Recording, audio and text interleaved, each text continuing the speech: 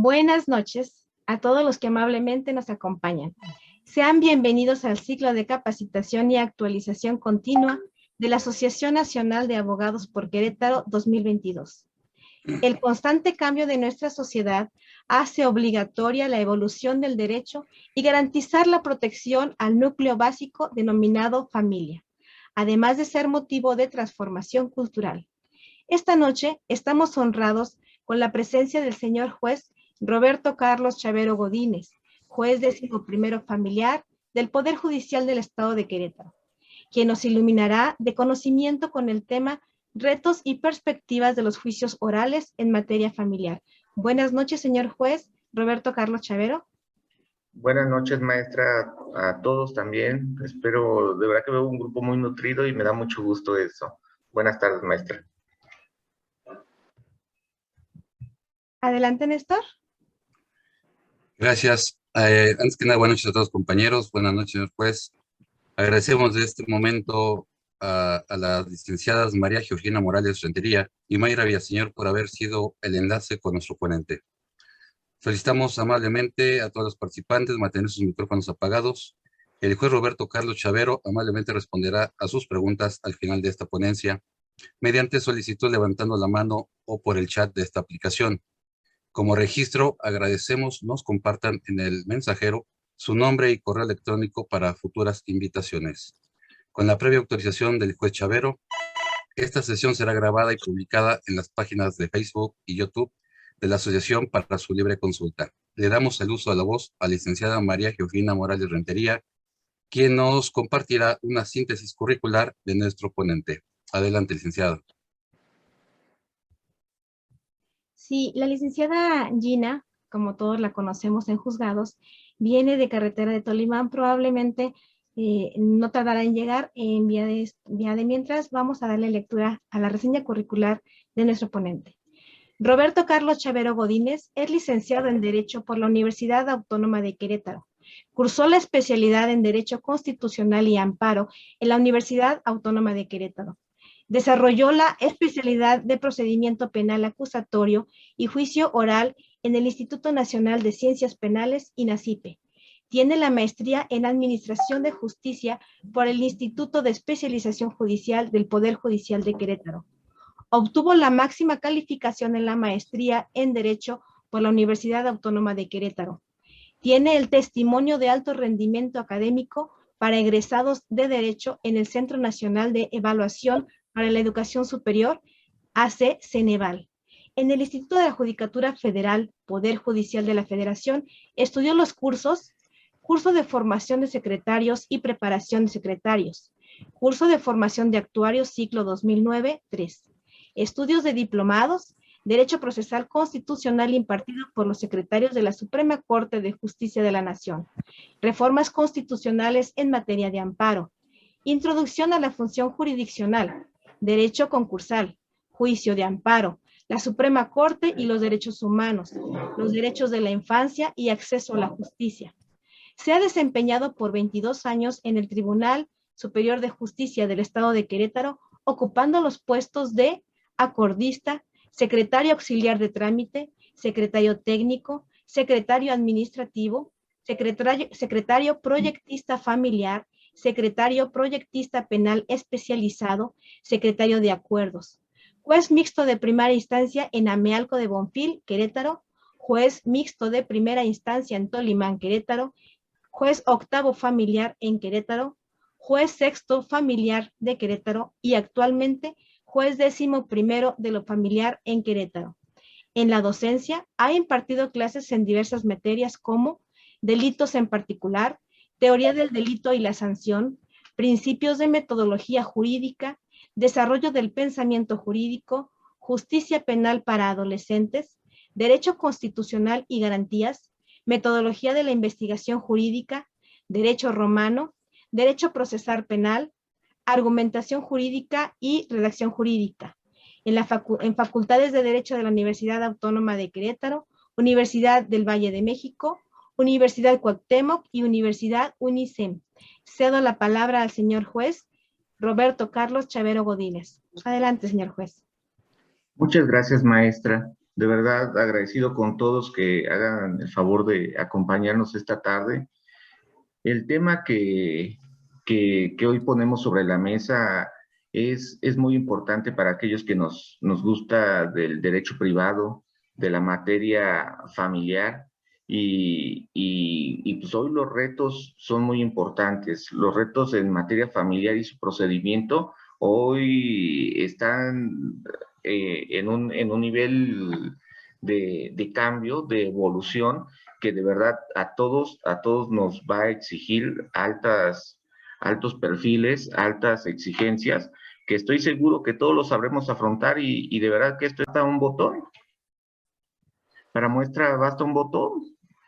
Que hoy día todos ustedes estén siguiendo este conversatorio, que al final del día van a hacer una serie de reflexiones que yo se las pongo sobre la mesa con el objetivo de que ustedes las analicen, las consideren y saquen la mejor opinión de lo que está por venir, de lo que nos va a demandar esta nueva metodología procesal que nos va a permitir solucionar estos conflictos de materia familiar que sabemos que no son nada sencillos y cada vez más complejos. ¿Qué hay sobre la oralidad en materia familiar? ¿Qué es lo que nos depara ya no el presente, sino lo que está a la vuelta de la esquina?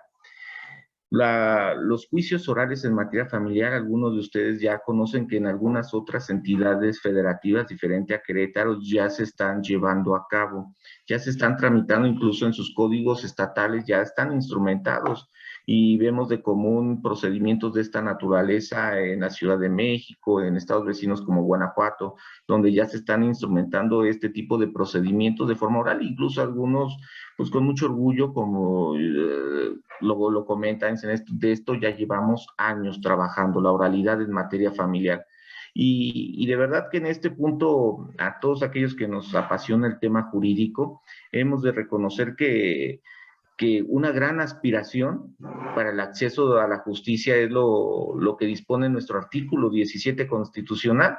Nuestro artículo 17 constitucional señala con claridad que pues, el acceso a la justicia debe de ser pronto, debe de ser completo y debe de ser imparcial, además de gratuito. Entonces, esta es una legítima aspiración, es un principio constitucional consagrado ya por décadas en nuestra Constitución, donde nos demanda eso, una justicia completa y pronta. Esto debe de ir de la mano con mecanismos en la ley secundaria, mecanismos que garanticen esa efectividad, esa eficacia en el acceso a la justicia. Y pues bueno, ¿qué hay sobre este tema de darle oralidad a los juicios en materia familiar?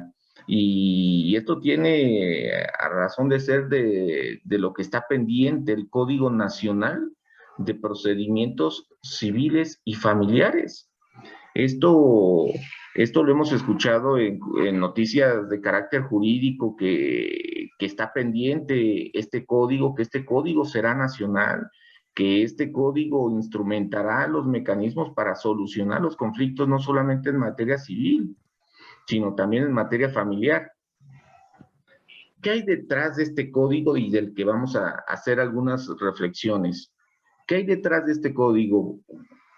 Podemos decir si está pendiente y se va a establecer la serie de reglas procesales para darle causa a los problemas familiares, pero ¿qué hubo anterior y que hoy día todavía lo seguimos viviendo en las distintas instancias judiciales donde se están dirimiendo temas de familia?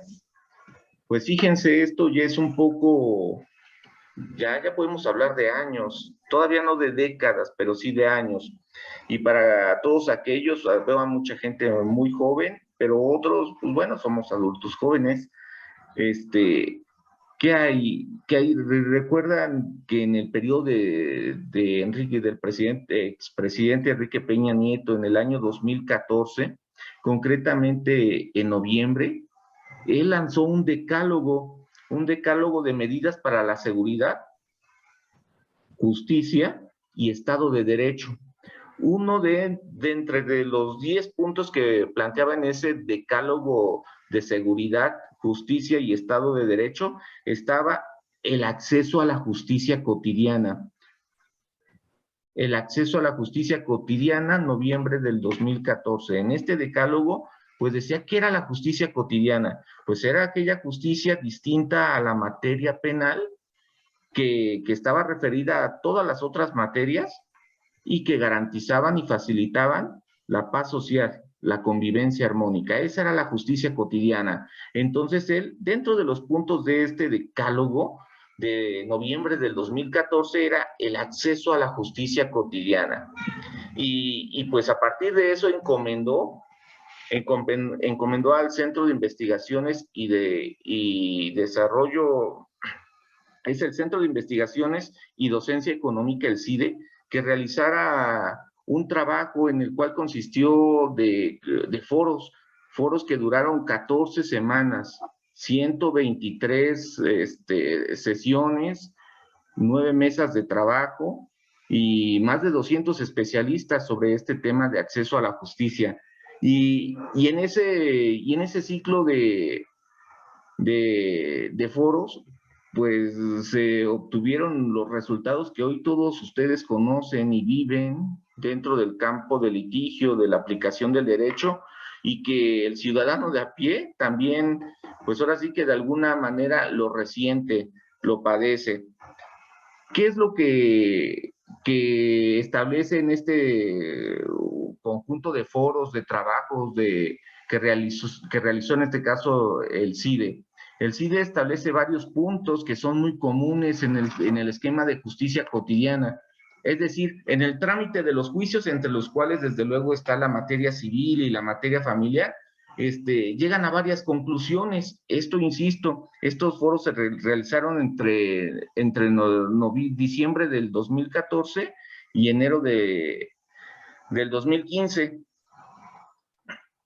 Perdón, corrijo, noviembre del 2015 y enero del 2016. En este periodo se ha realizado este foro. ¿Y cuáles fueron las conclusiones de este trabajo que realizó el CIDE? Dentro de la mesa había una mesa de justicia civil y familiar.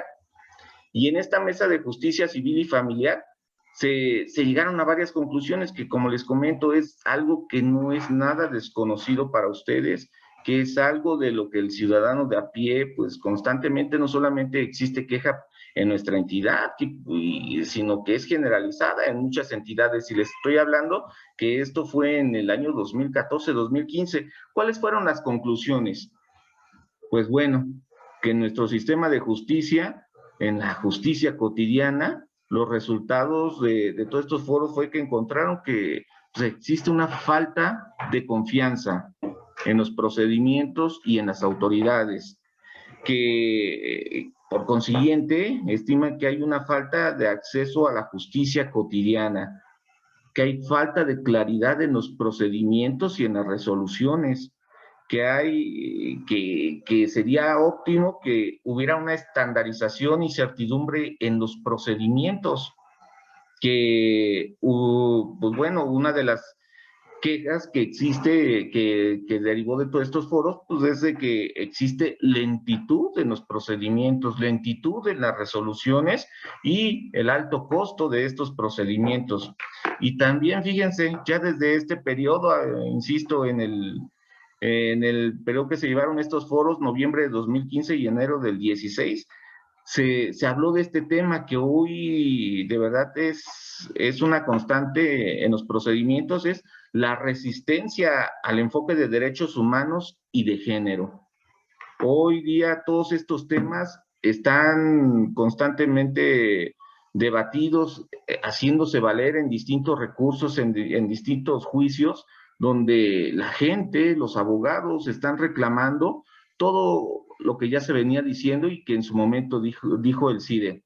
Pues bien, a raíz de estas conclusiones que les comentaba, hoy día ustedes pues son terrenos comunes, lugares comunes y que de verdad son retos para los órganos jurisdiccionales de poder proveer este acceso a la justicia como lo mandata el artículo 17 constitucional.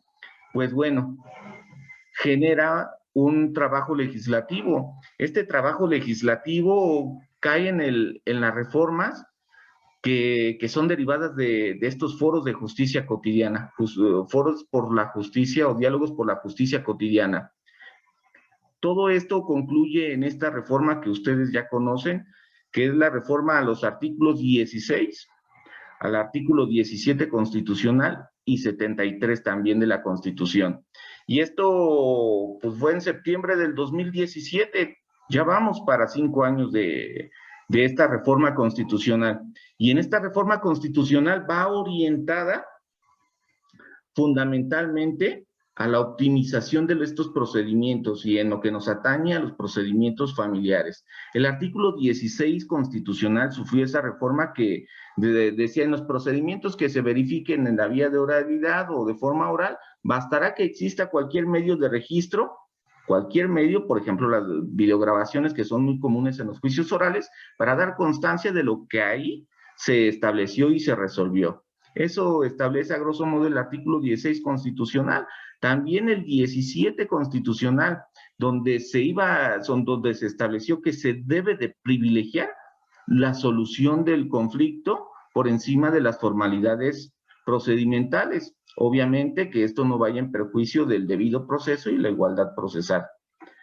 Y el 73 constitucional, en el 73 constitucional, donde se establece la facultad exclusiva del Congreso de la Unión para legislar en materia procesal, que es en materia procesal civil y familiar.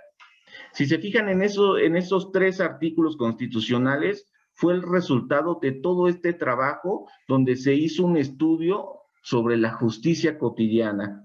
¿Qué era lo que ocurre o qué es lo que ocurre acerca de nuestro acceso a la justicia y cómo ahora sí despresurizar todo este cúmulo de problemáticas que se están presentando y que es de lo que la gente habla, y no solamente la gente, sino los abogados, pues ven día a día que quizás sus procedimientos no avanzan, que son lentos, que no son claros, que pues quizás puede ocurrir algo de falta de confianza. Entonces el legislador, en este caso, pues nuestro Congreso de la Unión, estimó que formas de abatir estas críticas, estas quejas, pues era instrumentar esta vía de resolución, la oralidad en los juicios en materia familiar. Y fíjense cómo vamos en este camino. Por eso les decía en el contexto de lo que está ocurriendo sobre la oralidad familiar, ¿cómo vamos en este camino? Pues bueno, con la espera del Código Nacional de Procedimientos Civiles y Familiares, pues espera dar respuesta a esa parte que les comentaba, a estandarizar y dar certidumbre en los procedimientos. Y yo creo que es una vivencia que ya están conociendo muchos de los abogados que aplican el Código Nacional. Es muy bueno que este mismo código, estas mismas reglas de procedimiento se apliquen aquí en esta entidad federativa como en cualquier otra del país. De verdad que eso abona mucho en la estandarización del procedimiento para dar, ahora sí que claridad y certeza jurídica. Y el tema de la oralidad, desde luego, abona la transparencia. Si una de las quejas que resultó y que motivó esta reforma constitucional fue la falta de confianza de parte de la ciudadanía, del usuario del sistema de justicia, donde pues no, el sistema escrito dejaba esos temas pendientes y que eran motivos realmente de esta queja. Entonces la oralidad facilita y genera esa transparencia, lo que se diga, lo que se haga, todo queda grabado, todo queda en audiencia. Y entonces eso de verdad que abona mucho a eliminar estos sesgos de desconfianza que la ciudadanía, los usuarios, los abogados pudiesen tener en este esquema de administración de justicia. Y pues bueno, recordemos que los juicios orales se manejan bajo un sistema de audiencias. Y entonces bajo un sistema de audiencias, pues lo que se procura es concentrar la mayoría de los actos procesales y esto pues generar y abatir ese esquema de lentitud de los procedimientos. Bajo un esquema de audiencias y concentración de actos procesales, pues se abona a esa parte de la agilidad, de la celeridad de los procedimientos.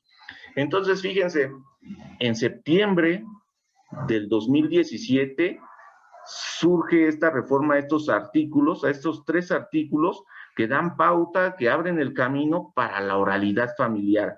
El 16, el 17 y el 73 de la Constitución Política de los Estados Unidos Mexicanos.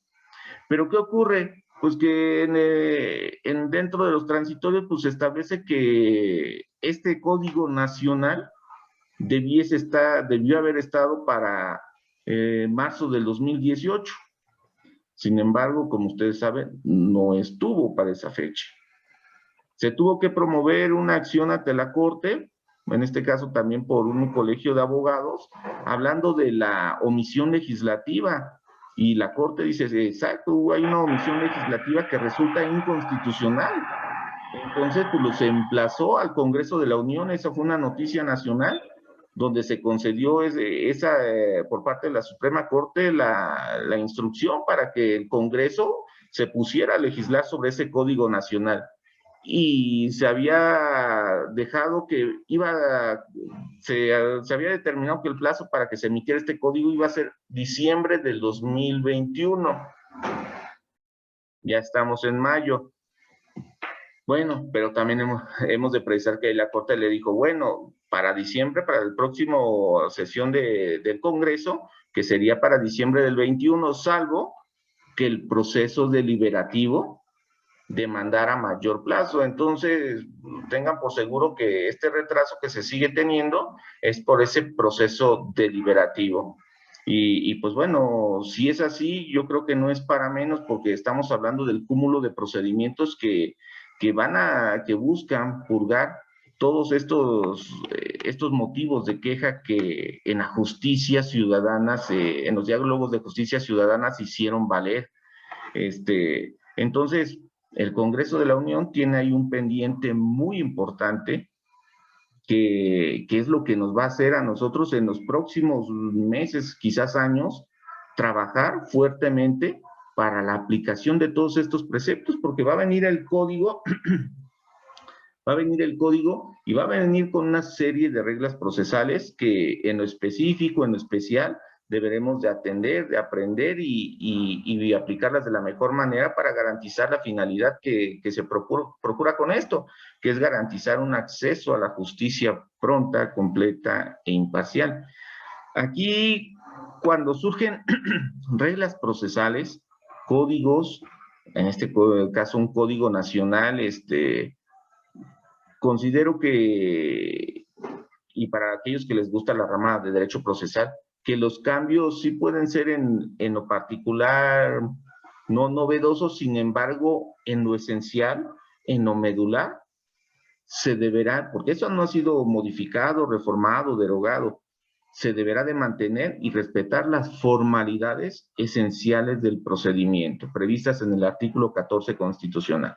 Formalidades esenciales del procedimiento, es decir, que en todo procedimiento, incluyendo este tipo de juicios orales, se mantenga la etapa expositiva, demanda, contestación, reconvención en su caso, y contestación a esta. Se mantenga el respeto a ese derecho a probar, la etapa probatoria, la etapa de alegatos, la etapa de sentencia y la etapa posterior a la ejecución de sentencia, y así como el derecho a impugnar todas este tipo de resoluciones.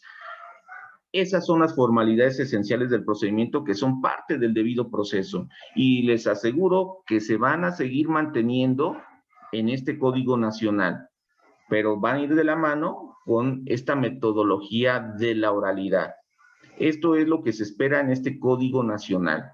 Los principios fundamentales, procesales, no van a cambiar, se van a sostener lo que conocemos como las formalidades esenciales del procedimiento, del debido proceso, y todos los principios que de esta dimanan la contradicción, la defensa adecuada. Este esquema de principios procesales se van a seguir manteniendo. Sin embargo, el esquema va a ser bajo un sistema de audiencias. ¿Qué hay de experiencia y lo que ustedes trabajan todos los días respecto a los juicios orales? Ya saben que hay juicios, está en materia penal, la oralidad, está en materia laboral, está en materia, en la materia mercantil. Y hay un común denominador en todos. El hecho de que se diga que los juicios orales van a ser así desde el inicio al final, eso no es de todo cierto. son preponderantemente orales. ¿Sí? Preponderantemente orales. Esto significa que habrá algunas etapas procesales que serán por escrito y las demás serían bajo este esquema de audiencias, como ocurre en todas estas materias donde ya está legislado sobre este tema. ¿A qué me refiero con esto? Que como ya está ocurriendo en varios estados del país donde hay oralidad familiar, pues hay una etapa escrita y la otra será oral. Normalmente la etapa expositiva, es decir, la etapa de demanda, contestación, será escrita y ya vendrá una audiencia preliminar, vendrá una audiencia de juicio, una audiencia de sentencia. Este sistema de audiencias, pues donde ya se van a desarrollar las subsecuentes etapas. Pero, como les comento, a final del día en todas va a haber una etapa expositiva, una etapa probatoria, una etapa de alegatos y una etapa de sentencia. Es decir, se va a seguir garantizando lo que les comentaba, las formalidades esenciales del procedimiento. Esto es inevitable. Ahora, esto es lo que hay de antesala, el antecedente directo de lo que hoy nos tiene el día de hoy reunidos, la oralidad familiar, de por qué estamos parados hoy día en este punto y con gran interés en lo que va a venir en este instrumento. La parte procesal es el caminito que vamos a seguir para hacer valer estos derechos sustantivos que se deben de proteger en el área familiar, en el área de los derechos de la infancia y que derivan todas estas acciones del Estado civil. Este es el caminito, la instrumentación. Este es el panorama que nos antecede y que hoy día estamos a la expectativa de lo que va a venir en este Código Nacional. Ahora, ¿cuáles son los retos? ¿Cuáles son los retos que ustedes y cualquier otro, como su servidor, que estamos en espera de cómo trabajar, cómo resolver, cómo aplicar la norma para solucionar conflictos? ¿Cuáles son los retos que se nos van a presentar tanto a ustedes como a los órganos de justicia? Pues bueno, dentro de los retos es que cualquiera que sea la forma de procedimiento que se legisle, la tarea de ustedes y de la autoridad siempre será reconstruir el tejido social. Aquí el sentido a quien litiga el tema familiar, de verdad que yo considero que debe de tener una formación profesional, sí, especializada, sí, pero con un alto sentido humanístico, un alto sentido de ético, porque aquí lo que está en juego es, ahora sí que el desarrollo de niños, niñas, adolescentes, de las mujeres y su derecho a vivir una vida libre de violencia, ahora sí que superar estereotipos, prejuicios en el cual grupos vulnerables han sido estigmatizados, han sido, ahora sí, soslayados en sus derechos, vulnerados en sus derechos. Entonces, demanda de profesionistas no solamente preparados en conocimientos, en destrezas o habilidades, sino también en un alto valor humanístico. A esto quiero decir que lejos de pensar en ganar, lejos de pensar en dilaciones procesales, pues buscar solucionar en conjunto con la autoridad, solucionar el conflicto, porque pues tanto la autoridad como ustedes, profesionistas en el área de derecho, pues se cierra la jornada laboral y cerramos la puerta de su despacho, del juzgado. Sin embargo, la gente, el ciudadano de a pie, vive las 24 horas con el conflicto. Y hay gente que no duerme pensando en esos problemas. Hay gente que se ve menoscabada en su salud. Entonces es un alto compromiso que los profesionales del derecho tenemos en esa área. De verdad que, a diferencia de otras distintas áreas que también son muy interesantes, muy valiosas, muy importantes para la paz y la convivencia, La materia familiar, de verdad que para aquellos que han tenido la experiencia de trabajar, no es nada sencilla, es de sumo complejo y el reto es optimizar nuestro procedimiento para que dé respuesta de forma completa y ágil a este tipo de problemáticas. Fíjense, hace 3 años aproximadamente, no hace mucho, dentro de las estadísticas del INEGI sobre los asuntos, sobre los juicios que se ventilan en el país, el grueso de los juicios que se ventilan en el país, la tercera parte correspondían a materia familiar. Imagínense, 3 de cada 10 juicios corresponden a materia familiar. Les hablo de juicios de todas las materias, 3 de cada 10. O en la mañana platicaba con alguna compañera y me comentaba, es que ese porcentaje ya subió, ya estamos arriba del 40%. Es decir, de cada 10 juicios de materia agraria, de 10 juicios, incluyendo materia agraria, civil, mercantil, juicios incluso administrativos, de amparo, más familiar, de cada 10 juicios, 4 son de materia familiar. Entonces yo les comentaba, el gran reto para el profesionista que va a interactuar con este tipo de procedimientos es ese alto sentido humano, porque la misión es muy grande y es reconstruir el tejido social.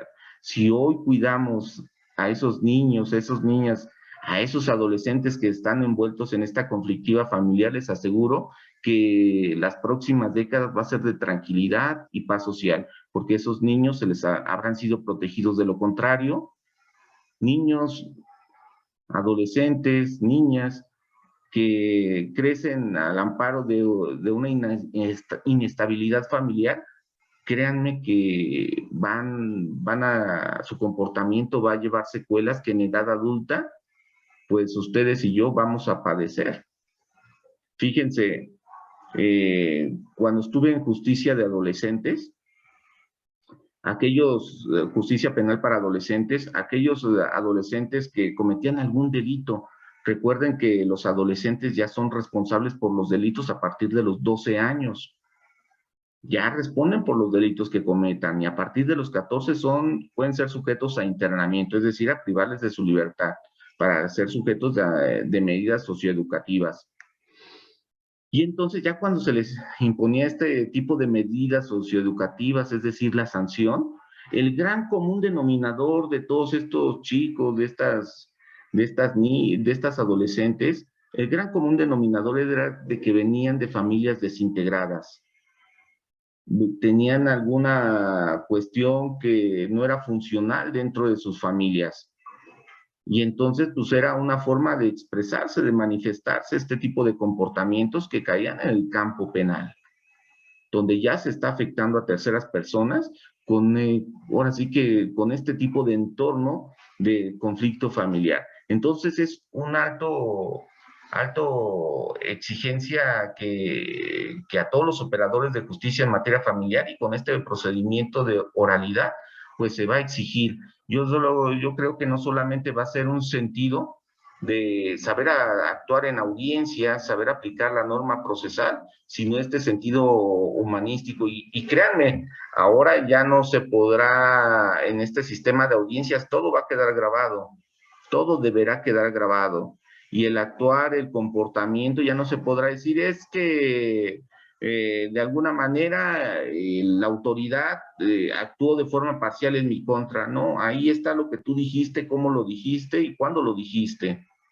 Entonces no va a haber ese tema. La transparencia bajo el sistema de audiencia se garantiza de esta manera. Y entonces también el actuar del abogado va a quedar documentado. El actuar del juez, de la autoridad, va a quedar documentado. Entonces el esquema de responsabilidades para este sistema de administración de justicia, pues el estándar va a ser diferente y quizás de mayor exigencia para todos. Entonces, pues bueno, ¿qué perspectivas hay para esto? Pues no queda de otra. No queda de otra. Sí habremos que desarrollar competencias esta parte del desarrollo de competencias que nos hagan aptos para este nuevo procedimiento de oralidad que se acerca, que viene. ¿Cuál es este esquema de competencias que les comento? Fíjense, les comento algo que ocurría en mi casa, que era cuando pues era niño, ¿no? Y era así como que, digamos, una política educativa dentro de la casa. Y era de esta manera. Hay que hacerlo bien. Te mandan a hacer una actividad, un quehacer de la casa, ¿no? Hay que hacerla bien, hay que hacerla rápido y hay que hacerla de buen modo. Y pues yo no comprendía, pues bueno, era una instrucción de la casa cualquiera que pues lo tenía que cumplir de alguna manera. Pero hoy día en la política educativa, en la política de preparación de profesionistas, está enfocado un esquema de competencias. Y este esquema de competencias va dirigido a algo tan sencillo como lo que les comento. Hay que hacerlo bien. Solamente aquel profesionista que puede hacer bien las cosas es aquel profesionista que tiene el conocimiento. Y entonces la competencia del saber se vuelve importante en el quehacer del profesionista. El profesionista deberá de tener conocimientos, es decir, el saber, deberá de tener destrezas y habilidades, el saber hacer y valores, principios, tener esta parte axiológica que todo profesionista para hacer no solamente el trabajo bien hecho, rápido, con destrezas y habilidades, sino con un sentido y alto valor ético. Es decir, garantizando todo este esquema de derechos, que los derechos humanos tienen esa postura axiológica que impera en todas nuestras sociedades y que garantiza eso que se busca con la justicia cotidiana, que es precisamente el tema de un acceso a la justicia pronta, ágil y que resuelva de forma completa el conflicto que existe en la familia. Pero no debemos de olvidar que en este esquema de instrumentación del procedimiento oral familiar no solamente va a ser un esquema contencioso, sino va a haber un esquema de los medios alternativos de solución de conflictos. Es decir, lo que le llaman el acceso a la justicia temprana. Los medios alternativos de solución de controversias va a ser un mecanismo que también para los abogados, para la autoridad, deberemos de desarrollar, porque va a ser una forma alternativa de solucionar este tipo de conflictos y que va a estar presente en alguna de nuestras audiencias, sobre todo la que se denomina comúnmente en la audiencia preliminar, donde depuramos el procedimiento, donde deberemos de verificar si existe la posibilidad de la conciliación. Y entonces les aseguro que ahí en esta etapa, aquellos profesionistas, aquellas autoridades que estemos preparados para ese reto, lo sabremos, de verdad que vamos a agotar muchísimos procedimientos por ese medio alterno. Es la idea. Hoy día sí se practica este tipo de acuerdos en los procedimientos familiares vía escrita, pero la apuesta también seguirá siendo, ya sea en vía oral o en vía escrita de estos procedimientos familiares, apostar por los medios alternativos de solución de conflictos. La conciliación, la mediación va a ser un tema fundamental. No todos los juicios, no todos los problemas deben de llegar a un juicio. Podemos arreglarlos de otra manera. Y en esto deberemos de apostar. Fíjense, cuando me ha tocado conocer de conflictos que son de civiles, y se los comento porque esto deja muy claro lo que pretendo demostrar en esta parte. La iniciativa privada, la empresa, el comerciante, lo que quiere es resultados. Lo que quiere es resultados. Arréglame mi asunto. Y entonces ustedes como litigantes, como profesionistas del derecho, como operadores de esta parte, saben que si arreglan un asunto, ese cliente los va a recomendar con más gente porque le solucionaron el conflicto. Y si tiene un conflicto en el futuro, va a regresar con ustedes porque se lo arreglaron pronto, de forma completa, ágil, eficiente, eficaz. Y regresa con ustedes. Entonces, estos medios alternativos que son y serán necesarios bajo cualquier esquema, incluyendo la oralidad, será importante que el abogado no solamente los conozca, sino que desarrolle esas destrezas y habilidades para lograr acuerdos, para lograr conciliar. Miren, tristemente, cuando su servidor tuvo la oportunidad de estudiar la licenciatura, no había ni una carrera, ninguna materia que hablara de medios alternos. A mí mi preparación fue para litigar, para la litis, para el conflicto, para arreglar los asuntos de esa manera. Pero qué bueno hubiera sido que también del gran porcentaje del grueso de mis materias hubieran sido enfocados a los medios alternos. De verdad que la comprensión y sobre la interpretación de las normas procesales, como su aplicación, estarían o hubieran comenzado desde hace muchos años sobre la idea de solucionar conflictos de esta manera. Y miren, la Constitución bajo este paquete de reformas constitucionales lo consagra. Debes de privilegiar la solución del conflicto frente a las formalidades procesales. ¿Qué mensaje nos manda esto? ¿Qué mensaje más claro queremos? Entonces, pues bueno, para aquellos que tienen, ahora sí que, al menos aquí en el estado de Querétaro, que litigar todavía con el procedimiento escrito, pues miren, tienen el artículo 57 del Código de Procedimientos Civiles del estado de Querétaro, que dispone que, pues bueno, las reglas procesales son irrenunciables, pero habrá algunos temas donde las partes pueden convenir sobre su aplicación. Entonces, esta es una puertita que se abre para que ustedes pues, puedan incluso pedir. ¿Sabes qué queremos? Bajo un sistema de audiencias. Vamos a garantizar las formales esenciales y un sistema de audiencias. Si ambas partes están de acuerdo, puede ser un mecanismo. Pero no solo para eso, sino para un cúmulo de cuestiones para buscar solucionar el conflicto planteado. Esto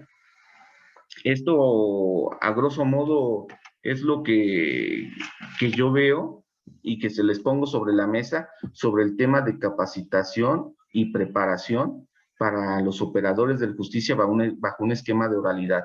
Prepararse en esas competencias, en conocimientos, en destrezas y habilidades y en esa parte de valores. Todos estos son un engranaje que van a actuar en un mismo momento en estas audiencias. Y aquellos abogados que estén preparados en estos tres esquemas, conocimientos, destrezas y habilidades, es decir, el saber hacerlo, y en un sentido ético, de valores, de principios, que van a quedar documentados en video, de verdad, que van a hablar bien para todos aquellos a quienes les servimos, que es al ciudadano de a pie, que está ávido de esa justicia pronta, de esa justicia completa y de esa justicia imparcial.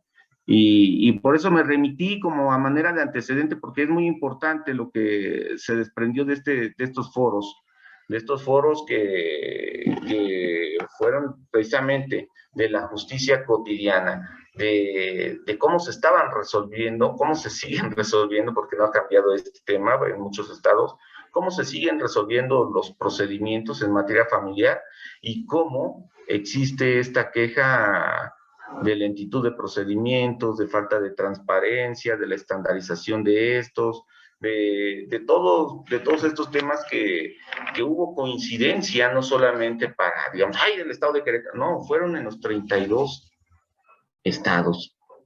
Y bueno, por mi parte, ahora sí que yo les comenté, yo no traigo aquí respuestas, yo traigo más dudas y son las que se las pongo sobre la mesa. Espero que pues, les sirva y les pueda servir y que en un espacio que ustedes tengan, las reflexionen y vean que lo que les comento es importante y sobre todo, pues sí, preocuparnos, pero sobre todo ocuparnos en trabajar en eso porque pues veo mucha gente joven aquí y créanme que les va y nos va a tocar instrumentar esto de la mejor manera. Porque les comento, ese gran reto es reconstruir nuestro tejido social. Si nuestro tejido social se sigue deteriorando, descomponiendo, es lo que vemos todas las tardes en las noticias, donde en 3 años de este último sexenio, ya llevamos un número de víctimas, de personas que han fallecido por hechos de violencia superior a los 2 sexenios anteriores. Entonces, nos habla mal, más allá de temas políticos o de colores o de partidos, esto es algo que nos debe de preocupar como sociedad. ¿Y qué estamos haciendo desde nuestra trinchera? Imagínense, si está bien la familia, es una forma de reconstruir nuestro tejido social, buscando esa convivencia pacífica, esa paz social que tanto necesitamos. De mi parte sería todo maestra, y quedo para cualquier comentario o pregunta que quisieran hacer. Sí, muchísimas gracias, juez Chavero. ¿Alguno de los compañeros presentes desea realizarle alguna pregunta a nuestro ponente? Levantando la mano, de favor. La licenciada María Segovia, adelante, licenciada.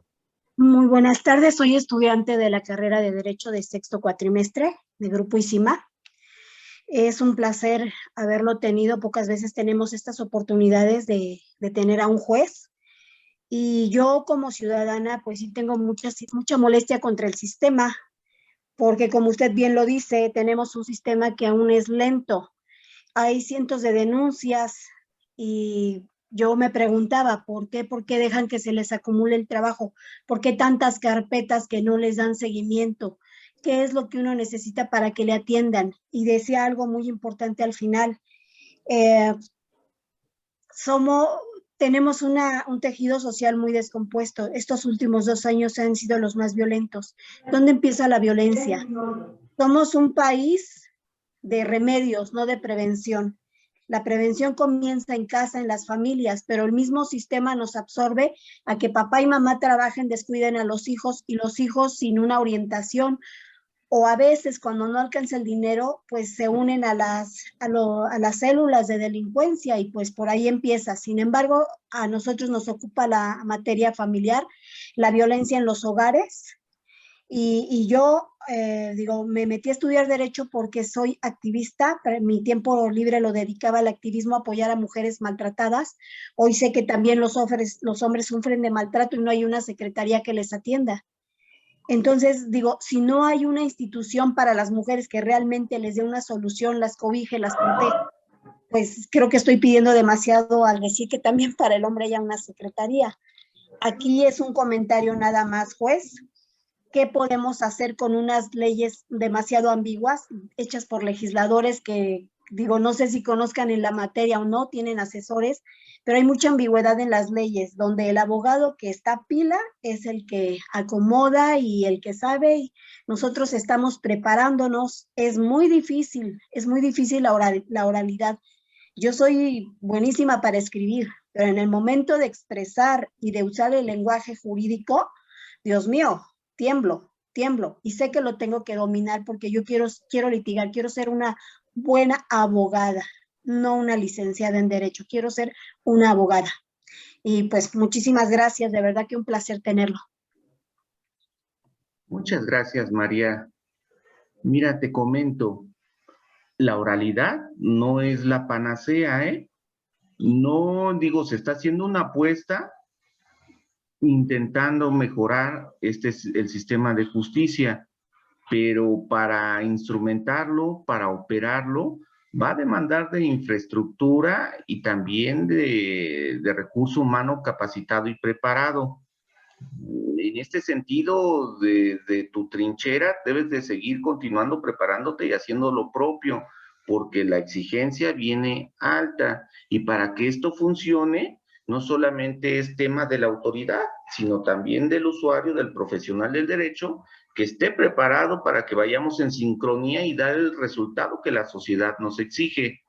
Entonces, sí tomarlo con mesura, sí van a ser un periodo de transición, y imagínate, ya nomás te pongo el dato, por ejemplo, en Querétaro, tú eres de Querétaro, me imagino, en Querétaro, nada más para atender el Marqués, Querétaro municipio y corregidora, somos 12 jueces familiares. Cada juzgado el año pasado cerró con 1,500 procedimientos. ¿Sabes qué es eso? 1,500 procedimientos. Bajo un sistema de audiencias, estos 12 jueces serían insuficientes para llevar, imagínate, cada procedimiento ameritaría por lo menos 3 audiencias.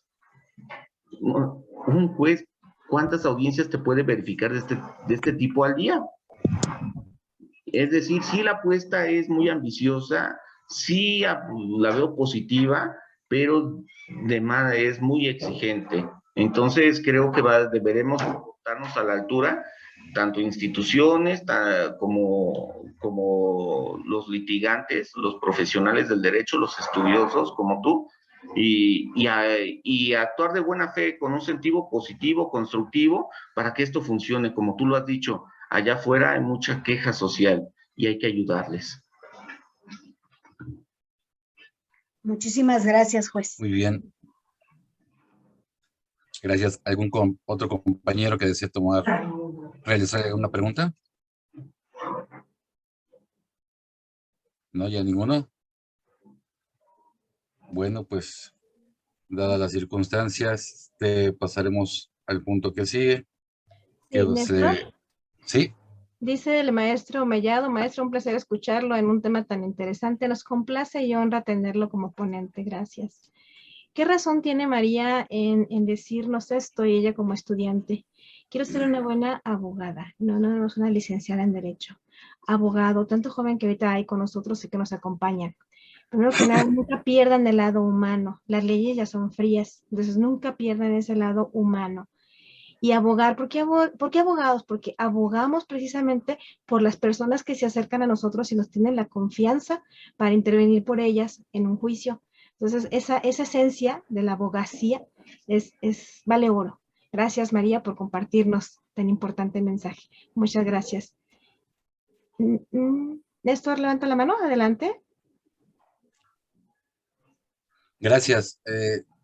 Juez, buenas noches otra vez.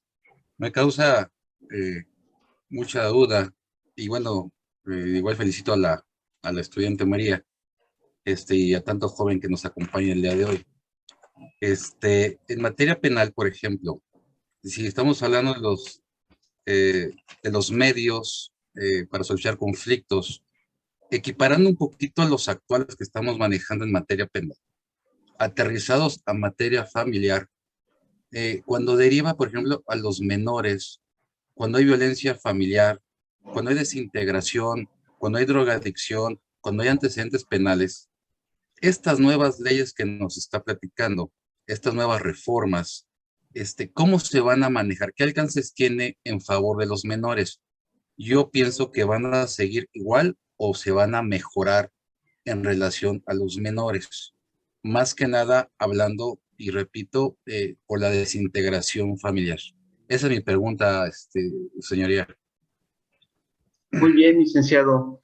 En efecto, como tú lo comentas, dentro de un conflicto familiar se generan una serie de fenómenos, grupos vulnerables, históricamente, como la mujer, como las niñas, adolescentes, son principalmente las víctimas de estos conflictos. Y pues la Corte ya lo ha dicho, ¿sabes qué? Ya sea bajo un mecanismo escrito o mecanismo de oralidad, pues deberás de juzgar con perspectiva de género. Esto es visibilizar todos estos esquemas de desventaja, de desigualdad material que tienen las partes en el procedimiento, ya sea porque es una mujer violentada, porque es un niño, una niña, un adolescente.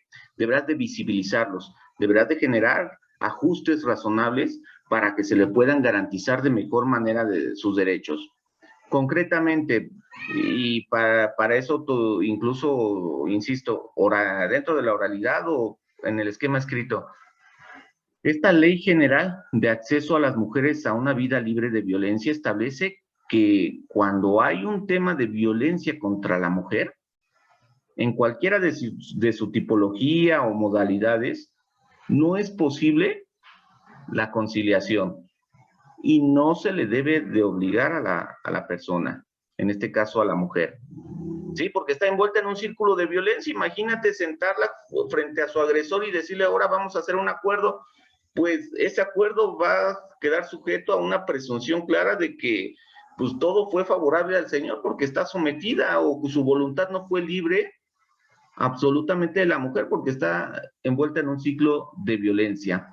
Ahora en el tema de los niños, niñas y adolescentes, garantizar y proteger sus derechos esto va más allá de la metodología procesal, es decir, de la oralidad o de la cuestión escrita, donde, por ejemplo, en medios alternativos de solución de conflictos, sobre todo en aquellos donde hay convenios derivados ya de una conciliación o una mediación, pues hay un enorme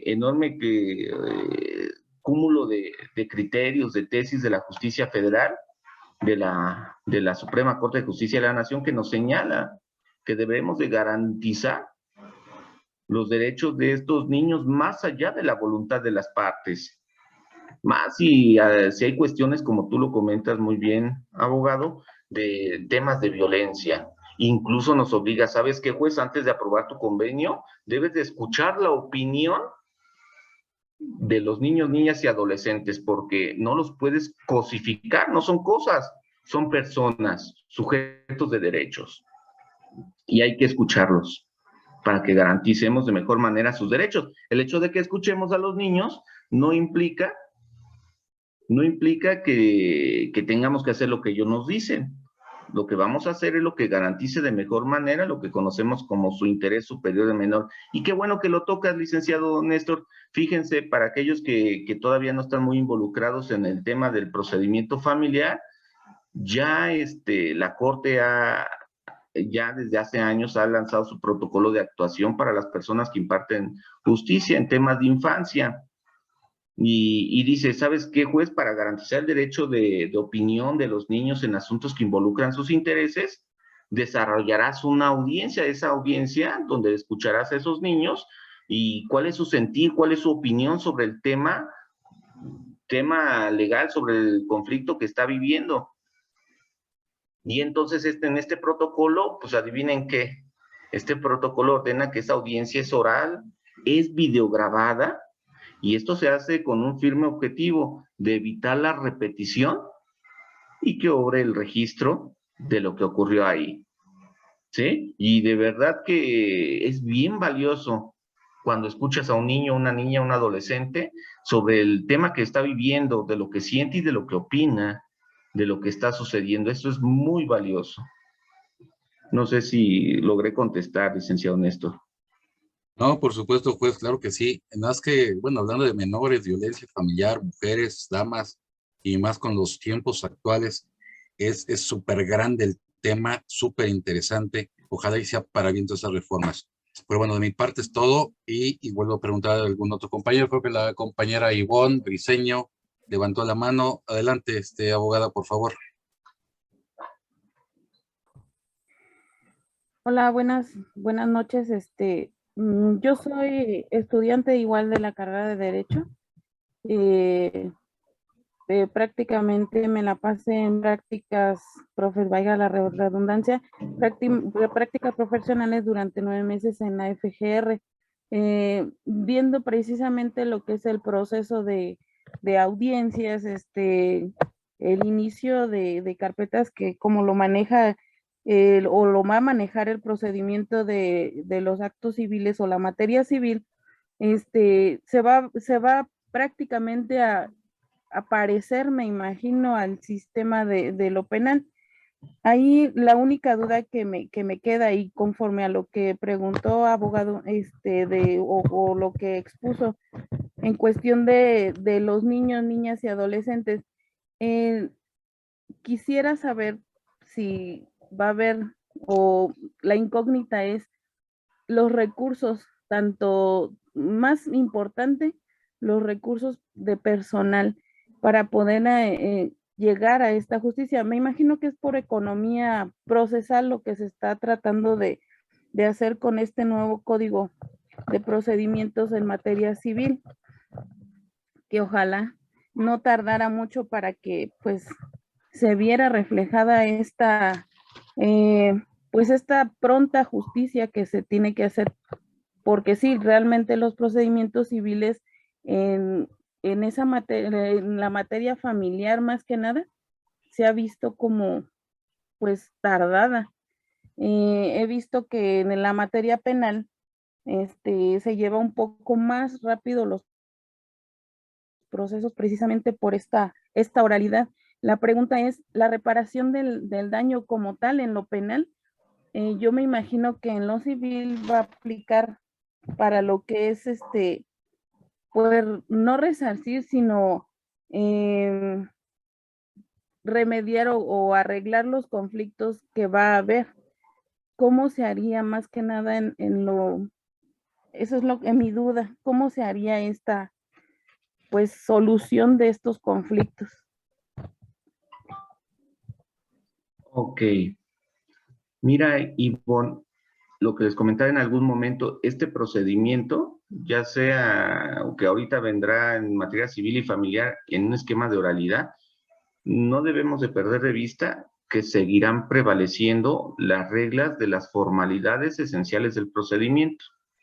Este derecho a aprobar, este derecho a alegar, este derecho a recibir una sentencia, este derecho para apelar. Y esto prevalece en cualquier procedimiento previo al acto que pues, pueda limitarte, restringirte algún derecho. Incluimos materia familiar, incluimos materia penal. Ahora, es cierto, los juicios familiares son lentos y mucho a ello se debe, fíjate bien, al tema de la prueba. Para resolver un tema de conflicto familiar se deben de tener opiniones que vengan con un enfoque multidisciplinario y no es porque diga, es porque se me ocurrió a mí o al legislador. La Corte lo ha dicho a partir de este respeto a los derechos humanos. Dice, juez, si vas a solucionar un conflicto, debes de hacerlo desde el contexto individual, social y familiar en el que se está desarrollando esta persona involucrada. Y adivina qué necesitamos para eso. Testimonios únicamente no es suficiente. Lo que dicen las partes no es suficiente. Una documental tampoco es suficiente. Sí abonan, sí son indicios, sí suman. Pero fundamentalmente, y los que están en el sistema aquí en Querétaro, pues nos estamos atravesando por ese tema de la prueba, llamémosle que de alguna manera afectan el desarrollo de los procedimientos, pruebas periciales en materia de psicología, pruebas periciales en materia psiquiátricas incluso, de trabajo social, que de verdad que no son baratas y muchas personas no tienen los recursos suficientes para costearlas. La cuestión económica sí afecta y sí trasciende a los procedimientos, ¿sí? Entonces, considero que sí deberá de haber un mecanismo, no sé, un instituto estatal de ciencias forenses, donde haya peritos que coadyuven precisamente para este tipo de procedimientos. Será necesario, en algunos estados ya lo está, institutos autónomos de ciencias forenses que coadyuvan a esta parte, donde las partes, si no tienen recursos, incluso institutos de defensoría pública, hoy tenemos varios de bufetes jurídicos gratuitos de gobierno del estado que hay en delegaciones, la Universidad Autónoma de Querétaro que tiene su bufete gratuito que coadyuvan a gente pues que no tienen los recursos suficientes para pagar un abogado, les coadyuvan apoyándolas en sus asuntos, pero indudablemente considero que esto se debe desarrollar aún más, de institucionalizar, de generar este Instituto de Defensoría Pública para este tipo de procedimientos. Ustedes acaban de escuchar lo que dijo el ministro de la Suprema Corte, ¿no? Sus medidas a tomar para garantizarles una defensa adecuada a mujeres que están en centros de reclusión derivados de asuntos penales, imagínate. Entonces yo creo que es una demanda sí en materia penal, pero yo creo que también en materia familiar, y será algo que se deberá de avanzar, de progresar, sobre todo para lograr. Yo le digo, es que este sistema de justicia no se va a lograr solamente porque haya juez sentado en una sala de audiencias orales. Va a ser el juez, va a ser los abogados que estén en sintonía, en engranaje, pero además acompañados de una serie de instituciones como esto que les comento, peritos de algún instituto autónomo de ciencias forenses, una defensoría pública para aquella gente que no tenga los recursos suficientes, que se les pueda garantizar una defensa adecuada también en esta materia. Y ya no hablemos de lograr la igualdad material, la igualdad sustantiva, ¿no? Para aquellas personas que históricamente han sufrido de discriminación, segregación, o que no han sido incluidas adecuadamente en este tipo de procedimientos. ¿Sí? No sé si alguien más.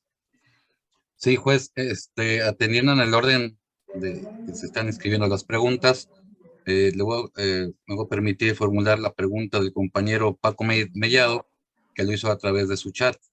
Y su pregunta es, en materia familiar, creo que el grave problema es la garantía de los padres para cumplir la obligación alimentaria o bien el derecho de los menores a recibirlos.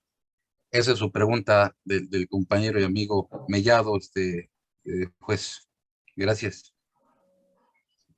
El comentario del licenciado Mellado es totalmente acertado. Debemos de reconocer que pues, México no goza en la mayoría de la población, en el grueso de la población, de una economía pues, fuerte, sólida, para poder hacer frente a sus obligaciones, y entre esas, el tema de los alimentos. De verdad que aquellos que litigan en materia familiar saben que es una tarea extrema estar buscando que se cumpla con esa obligación, porque era lo que les comentaba, aquella persona que ayuda, profesionista de derecho que participa en este tipo de procedimientos familiares, debe de tener este sentido ético. Y tener un sentido ético me refiero a ese nivel de responsabilidad, que sepa que una obligación alimentaria está fundada en un sentido tan noble que es la solidaridad con el otro ser humano para garantizar su subsistencia. Entonces, aquel abogado que aconseja, oculta tus bienes, cámbialos de nombre, vende tus cosas para que te quedes en un estado de insolvencia y no cumplas con tu pensión, es a lo que me refiero. Eso no es ético, eso no es profesional y eso no va a ayudar a reconstruir el tejido social. Entonces, yo sí suplico esa parte a todo el foro de que si vamos a intervenir para ayudar a nuestras familias, es realmente para hacer eso, para ayudarlas. Y entonces, ¿sabes qué? Es tu hijo, necesita de ti, debes de dar una pensión. En lo particular, yo soy de la idea que cuando todavía no tengo acreditado, porque los alimentos se fundan en un principio de proporcionalidad, es decir, cuáles son tus posibilidades de dar pensión y cuántas son las necesidades de quien lo va a recibir, hacer ese equilibrio. Pero hay ocasiones que sí se ocultan los bienes, no se quiere cumplir con la obligación, pues mientras se descubre qué es lo que tienes y cuánto puedes aportar, te debo de fijar una pensión, porque ese niño, esa niña, esa esposa que nunca trabajó, tiene derecho a subsistir. No es para, ya no hablo de tener una vida cómoda, derecho a la sobrevivencia, supervivencia. Entonces, por eso yo les decía, si vamos a entrarle como operadores del sistema de justicia familiar, debemos de tener un alto sentido ético, de verdad, porque de lo contrario podemos hacer más daño. Y entonces, pues nosotros dejaremos el asunto, eventualmente ya acabaremos el asunto, pero ese niño que no recibió su pensión, esa niña que no recibió su pensión, quizás dejó de estudiar, y dejar de estudiar ya se volvió mamá o papá adolescente, ya recurrió a puertas falsas, a las adicciones, a ser victimario o víctima de la violencia. No se le dio la oportunidad de continuar sus estudios, pues sin recursos, pues ya no digas, ya no pude estudiar, ya no tengo ni para comer. Entonces es una escalada de temas que van de la mano y que, en efecto, el tema de los alimentos, de pagar pensión o de su garantía, es un gran porcentaje de los juicios que se tramitan en materia familiar, los temas de pensiones. Y ahorita está algo en las legislaturas, en el Congreso incluso de la Unión, el tema, y también por la Suprema Corte, el tema de despenalizar el incumplimiento a las obligaciones de asistencia familiar, el incumplimiento a la pensión alimenticia. Actualmente ustedes saben que hay un tipo penal y que es un delito no cumplir con esa parte. Ahorita está en la Corte analizándose ese tema de que están considerando de que es desproporcionado que esté tipificado este tema como delito. Gracias, juez. Por último, la compañera Carmen Cadena. Adelante, licenciada, por favor. Sí, ¿qué tal? Muy buenas noches. Muchas gracias. Muy amable y licenciado Chavero. Gusto saludarlo de nuevo. Mire, mi pregunta es esta. Yo sé que en relación al nuevo código que se está cocinando por ahí, pues vamos a tener, como dice usted, que irnos acostumbrando a operarlo, tanto jueces como litigantes y estas cuestiones. Por ahí escuché alguna vez una plática de un abogado que decía que sí debería de considerarse una diferencia entre lo civil y la materia familiar, porque no es lo mismo resolver o litigar un contrato de arrendamiento que la custodia de unos niños, ¿no? Un contrato de arrendamiento es un asunto frío de números y muebles y esas cuestiones, y en cambio en materia familiar estamos hablando de menores, de mujeres, de hombres, de ancianos, y que pues debería ser un poco más humanizado, un poco más sensible y poder ser un poco empáticos con las personas, todos, jueces, operarios y toda esta gente que se involucra, ser más empáticos. Y si bien, como decía el compañero, los temas de la pensión alimenticia son muy medulares y a veces el único conflicto entre las personas es ese, y no se ponen de acuerdo que si el 55, que el 20, que el 30, que el 5. Otra cuestión que yo he notado que es muy recurrente y que al menos, no sé, a lo mejor mi ignorancia es mucha, aquí en el estado no se ha como tipificado o no sé, como un delito o algo así, que sabemos que es grave en relación a la alienación. Sí, que es como, o sea, si no te gano en el dinero, te gano acá moviéndote a los niños, ¿no? ¿Y por qué? Porque si yo me quedo con el niño, aparte de que te hago daño, pues a mí me vas a dar pensión y volvemos otra vez al mismo círculo ocioso, ¿no? Y es muy dado, al menos en la práctica que yo he tenido, que al principio empiezan, sí, vamos a divorciarnos y acá y así, y conforme va pasando el juicio, como bien dice usted que a veces son juicios muy largos, se va empezando a dar esa alienación. Y ya oyeron en un principio a los menores, pero ahora que ya están más alienados, ya no los escuchan y ya no los pueden revictimizar, y esto se va haciendo una pelota de nieve que va creciendo mucho.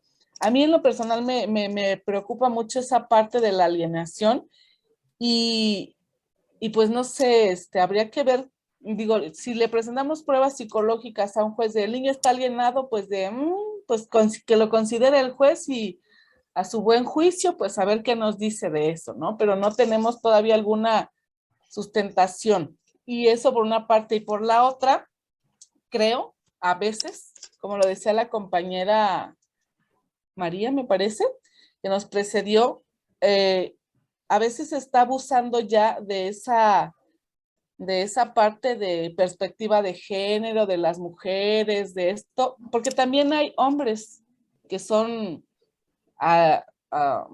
violentados, a lo mejor no físicamente, yo tuve uno que sí, pero más que físicamente, psicológicamente o económicamente, ¿no? Y que en nuestra sociedad machista no es posible que un hombre reconozca que es violentado por una mujer, ¿no? Y la perspectiva de género a veces debería ser a contrasenso, ¿no? Porque hay o habemos, no sé cómo decirlo, mujeres que sí abusan de ese derecho, de esa condición para cometer cosas no tan buenas, ¿no? Entonces, hay muchas cosas que sí preocupan que un código sea un poquito más familiar que civil, y estas situaciones que le planteé en este momento. Le agradezco mucho su respuesta y pase buena noche. Muy bien.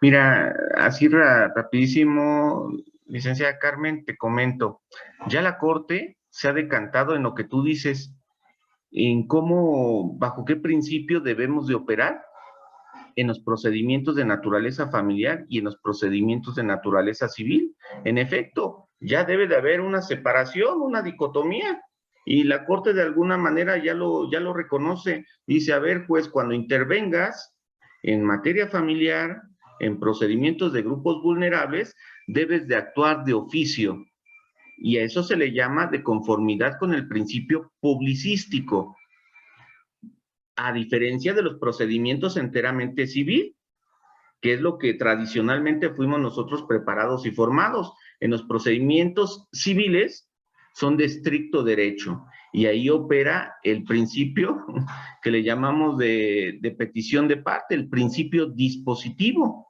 Si tú me lo pides, te lo doy; si no me lo pides, ahora sí padecerás la consecuencia. En materia familiar opera diferente. La actuación oficiosa del juez se vuelve obligatoria. Y es muchas veces lo que le choca a los abogados. Oye, tú, juez, estás actuando de forma parcial. No, es el principio publicístico, porque el derecho de familia es una cuestión de interés público. El artículo 4º constitucional ordena la igualdad del hombre y la mujer, y también los derechos del niño, pero también la protección de la familia. Y entonces la Corte dice, no, pues tú debes de recabar pruebas oficiosas, debes de tener litis abierta, debes de garantizar exhaustividad en estos procedimientos. Materia familiar es de interés público, la Constitución así lo mandata.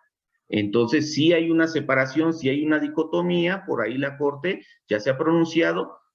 Derecho familiar y sus procedimientos es principio publicístico, no de estricto derecho. Entonces, en procedimientos civiles, enteramente, como tú lo dices, patrimoniales, de contratos mercantiles, es de estricto derecho o principio dispositivo. Totalmente de acuerdo. Y sobre el tema de género, pues hay muchos temas que comentar. De verdad que necesitaremos una sesión completa para ver todo este tema de asignación de roles, estereotipos, prejuicios, lo que se ha hecho con la mujer histórica y culturalmente. De verdad que el hecho de que hoy tengamos manifestaciones de mujeres no es de a gratis, ¿eh? No es de a gratis. Que los feminicidios estén a la alza es un grito de alerta. Que las órdenes de protección que se piden en los juzgados todos los días por mujeres víctimas de violencia es de llamar la atención. Entonces, yo creo que hay que ser sensibles. Sí lo reconozco, hemos sido educados, el hombre no llora, el hombre no siente, el hombre es el que sostiene la familia. Sí, yo creo que hay que cambiar ese esquema, hay que prepararnos y hay que educarnos sobre todo. Muy bien. Creo que por ahí levantó la mano la licenciada Maribel. Adelante, licenciada presidenta. Muchas gracias. Juez, tenemos una pregunta en el chat también. ¿Qué criterios están teniendo, juez, precisamente después de lo de la pandemia, que vienen a modificarse muchas cuestiones laborales y que sí, desafortunadamente, hay ramos en donde sí disminuyó bastante la cuestión de los ingresos como para poder continuar con lo que en algún momento dado quedó en sentencia o quedó en convenio en un juicio de alimentos? ¿Qué criterios están tomando, señor juez? De verdad que hay que ser muy sensibles en este fenómeno que pues resultó muy ajeno a la voluntad de las personas, es algo que salió de nuestras manos. Entonces, en cada caso particular hay que ser muy sensibles para este tipo de cambios. La ley procesal actualmente permite modificar temas de convenios, temas de sentencias, para ajustarlo a la nueva realidad. Entonces se tendrá que instrumentar los procedimientos que correspondan para ajustarlo a la nueva situación, ya sea para disminuir o para incrementar temas de pensión, por ejemplo.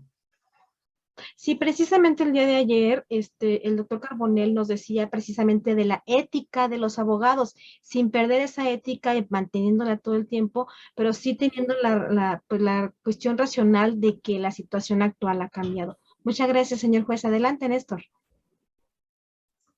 Gracias, juez, y abusando más de su tiempo, juez. Un compañero tiene una pregunta en el chat, me voy a permitir leerla.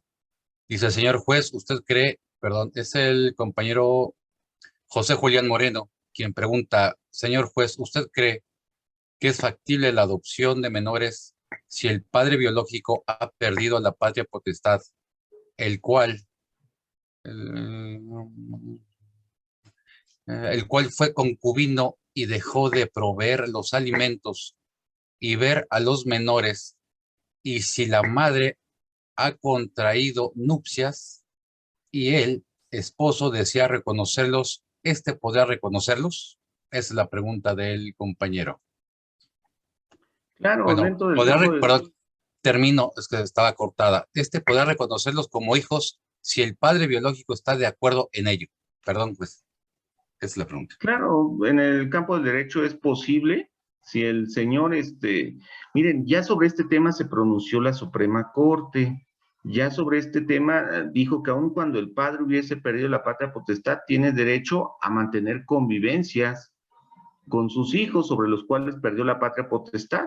De ahí que si se pretende una adopción por parte de otra persona, en este caso de la nueva pareja, supongamos, pues también tiene derecho a oponerse sobre esta cuestión el padre biológico, el padre que perdió la patria potestad. Incluso está el derecho de este padre de recuperar la patria potestad. Hay un procedimiento para ese tema. ¿Sabes qué? Lo perdí por haber incumplido gravemente con mi responsabilidad parental. Sin embargo, fíjate que ya cambié, ya cumplo con mis obligaciones, incluso perdiendo la patria potestad, prevalece ese derecho a convivencias. Entonces sí ha ocurrido ese fenómeno donde ya se pierde la patria potestad y se busca desvincularlo totalmente del padre biológico, coartándole convivencias, que ya no se tenga contacto. Y sí hay muchos padres desobligados o madres desobligadas que ya no les interesa tener contacto y ya no buscan al niño, pero hay otros que, bueno, reconocen su error, su equivocación y piensan regenerar y reformar corregir esa situación y buscan esa parte de recuperar la patria potestad e incluso se pueden oponer a ese tema de adopción, y la Corte ha reconocido que es algo que se deberá de analizar y es válida la oposición. Muchas gracias, doctor. Si ya no hay más preguntas entre el foro, pues agradecerle y dándole el uso de la voz al licenciado Néstor para dar lectura a su reconocimiento. Adelante, licenciado Néstor. Gracias, presidenta. La Asociación Nacional de Abogados por Querétaro, AC, otorga el presente reconocimiento al juez 11º familiar del Poder Judicial del Estado de Querétaro, maestro Roberto Carlos Chavero Godínez, por su valiosa colaboración en las actividades académicas ANAC 2022, con el tema Retos y perspectivas de los juicios orales en materia familiar. Firma la licenciada Juana Maribel Bricio García, presidenta, y licenciado Néstor Ulises Telles Salinas, secretario general, Santiago de Querétaro, 26 de mayo 2022. Muchísimas gracias, señor juez, por su atención, sus conocimientos, su tiempo y excelente ponencia, señor juez. Y a todos muy buenas noches. Adelante, señor juez. Muchas gracias a todos, de verdad, gracias por su atención, por el espacio, de verdad que me sentí muy contento y espero que no sea la primera vez. Muchas gracias. Muchas gracias. Muchas gracias, señor juez. Muchas gracias, hasta luego. Muchas gracias, agradecemos a todos su amable presencia, invitándolos a seguirnos en nuestras redes sociales y acompañarnos en futuros conversatorios. Nos despedimos con la siguiente frase de Sócrates.